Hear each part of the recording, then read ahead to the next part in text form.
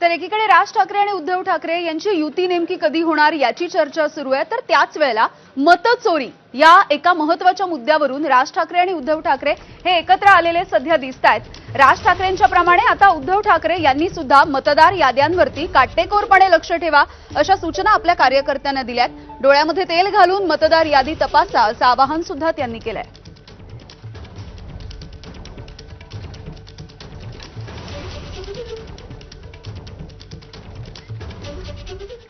तर या संदर्भात उद्धव ठाकरेंनी नेमकं काय म्हटलं बघूया।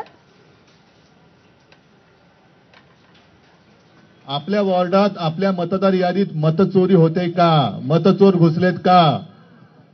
प्रत्येक गटप्रमुखांनी आणि प्रत्येक कार्यकर्त्यांनी घरोघरी जाऊन एका माणसाला एकच मत आहे की नाही बघा, कारण नाहीतर निवडणुकीच्या दिवशी जे मतदार आपल्यामध्ये नाही आहेत त्यांच्या नावाने सुद्धा बोगस मतदान होतं, काही काही ठिकाणी दुबार तिबार मतदान होतं।